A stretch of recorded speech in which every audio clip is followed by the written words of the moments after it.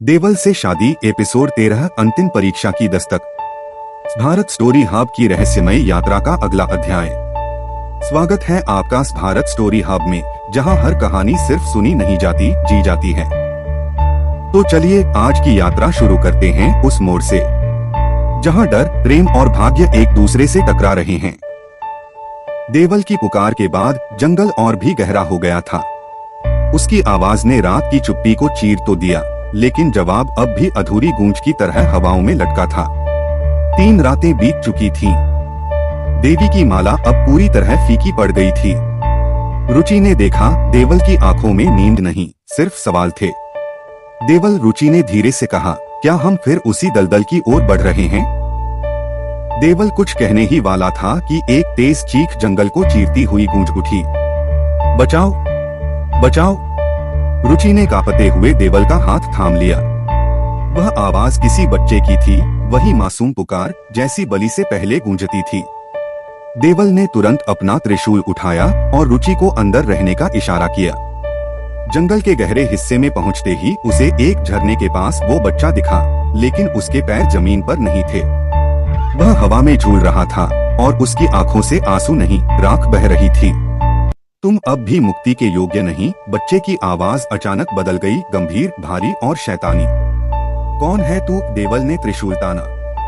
परछाई फिर प्रकट हुई, वही जो रुचि ने देखी थी। मैं वही हूँ जिससे तुमने भागने की कोशिश की। तेरा अतीत, तेरी अधूरी बलि और अब तेरी अंतिम परीक्षा। अचानक जमीन हिलने लगी। तंत्र चक्र फिर उभर आया, लेकिन इस बार उसमें एक नया निशान था, देवल का नाम। अगर तुम सच में मुक्त होना चाहते हो, परछाई बोली, तो इस चक्र में प्रवेश करो और अपने भीतर की सबसे गहरी परछाई से लड़ो। देवल ने एक नजर माला पर डाली, अब वो राख बन चुकी थी।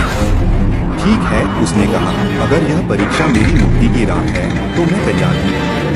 जैसे ही वह चक्र में कदम रखता है, उसकी आंखों के सामने एक अलग ही संसार खुलता है, जहाँ सब कुछ टूटा है।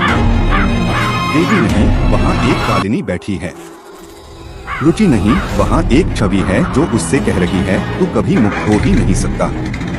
और तभी एक आवाज उसके भीतर गूंजती है, देवल, याद रख, परछाई का अस्तित्व तभी तक है जब तक तू उससे डरता है। देवल ने अपनी आंखें बंद की, मन की शक्ति को समेटा और एक तेज गर्जना के साथ अपने त्रिशूल को घुमाया। एक रोशनी फूटी, परछाई चीखी, और तभी यहाँ से एपिसोड 14 में जानिए, क्या देवल अपनी परीक्षा पूरी कर पाया? क्या रुचि फिर अकेली रह जाएगी? और कौन है वह कालिनी जो देवी की जगह बैठी है? अगर कहानी ने आपके रोंगटे खड़े कर दिए हों तो एक लाइक जरूर दें और ऐसे ही रोमांचकारी अध्यायों के लिए भारत स्टोरी हब को सब्सक्राइब करें। यह सिर्फ एक कहानी नहीं, आपकी कल्पना की उड़ान है। भारत स्टोरी हब, हर एपिसोड एक नई दुनिया।